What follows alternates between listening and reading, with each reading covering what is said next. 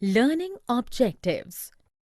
After completing this module, learners will be able to describe how cotton is harvested and processed to make a shirt, define and understand the chain of markets in which the cotton yarn and then the shirt reach the markets in India for sale. Know and understand how the shirt also reaches the exporters and foreign buyers. Describe how the poor in the chain are exploited and understand the ways in government intervenes to help cooperatives. A shirt in the market. Introduction.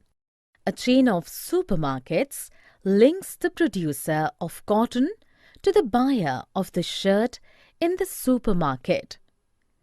Buying and selling takes place at every step in the chain. A cotton farmer grows cotton on her small piece of land. When the bolls of the cotton plant ripen and burst, the farmer picks the cotton. It takes several days to harvest the cotton. As the bolls which carry the cotton burst open separately. Once the cotton is collected, instead of selling it at the local cotton market, the farmer takes the harvest to the local trader. Cultivation of cotton requires heavy inputs of fertilizers and pesticides, and the farmers have to incur heavy expenses for buying these. At the beginning of the cropping season, the small farmers need to borrow money to meet these expenses, or to meet his household expenses when there is no income or during exigencies. The trader usually lends money to these small farmers to one condition of selling all the cotton to him alone. When the farmer brings the picked and cleaned cotton to him, the trader cuts the interest and principal loan amount from the total value of the cotton and gives very little to the farmer. The farmer does not protest much. Cloth market. A huge variety of cloth, including the cloth made by weavers in the villages around, is brought in a cloth market, like a road for sale. Buyers of the cloth include cloth merchants who have offices around the market and other traders from many South Indian towns. These traders have extensive contacts with garment firms around the country, from whom they get orders. These traders purchase the yarn, thread from other traders and farmers. The weavers who live in villages nearby take the yarn supplied by these traders to the power looms located in sheds adjacent to their houses. The traders keeps an account of the yarn given and pays them money for weaving this into finished cloth. The weavers and their families work for long hours on these looms. Sometimes the weavers themselves buy the yarn. Then they would have to arrange to sell it themselves too. Some weavers also bring cloth made on order from the merchant, who further supplies it on order to garment manufacturers and exporters around the country. This setup is an example of putting out system, whereby the merchant supplies the raw material and receives the finished product from the weavers. Based on the orders the merchant has received for cloth, he purchases and distributes the yarn to the weavers. He gives them instructions about the kind of cloth that is to be made, and they supply him the finished cloth. Thus, the weavers do not have to spend their money on purchase of yarn. Also, they do not need to bother about selling the finished cloth. However, they depend too much on the merchants both for raw material. Weaving and equality. The weavers themselves cannot know who they are making the cloth for or at what price it will be sold. Weavers invest all their savings or borrow money at high interest rates to buy looms costing 20,000 rupees each. Since the work on these looms cannot be done alone, the weaver and another adult member of his family work up to 12 hours a day to produce cloth. They earn about 3,500 rupees per month only for this. At the cloth market, the merchants sell the finished cloth to the garment factories at high prices. Thus, the market is more favorable to the merchants. Weavers' cooperatives help the weavers to reduce their dependence on the merchant and to earn a higher income. In a weavers' cooperative, the weavers form a group, collectively procure yarn from the yarn dealer and then distribute it among the weavers. The cooperative also does the marketing. So, the merchant is sidelined and the weavers get a fair price on the cloth. The government too helps the cooperatives by buying cloth from them at a reasonable price.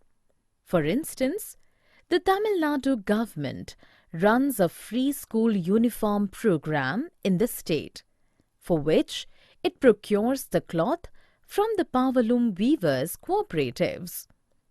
It also buys cloth from the handloom weavers' cooperatives and sells it through co-optic stores. Garment exports. Let's say the Erode merchant supplies the cotton cloth produced by the weavers to a garment exporting factory near Delhi. This factory uses the cloth to make shirts. The shirts are then exported to foreign buyers. These foreign buyers include chains of stores from the US and Europe. These large stores do business strictly on their own terms. They demand the lowest prices from the supplier and also set high standards for quality of production. Timely delivery is also expected and any defects or delay is handled strictly. Faced with such pressures from the powerful buyers, the garment exporting factories try their best to meet the conditions and hence cut costs. They get the maximum work out of the workers at the lowest possible wages. Workers' wages are fixed according to their skills. Most of the workers are women who get jobs as helpers for thread cutting, buttoning, ironing and packaging for less pay. Many of the workers are also temporary. That is, if a worker is not needed, he or she can be asked to leave. This way, the exporters maximize their own profits and also supply the garments to foreign buyers at a cheap price. The foreign businesses make huge profits in the market, while the garment exporter makes only moderate profits. However, the earnings of the workers at the garment export factory are not enough to cover their daily needs. The merchants or traders are somewhere in between.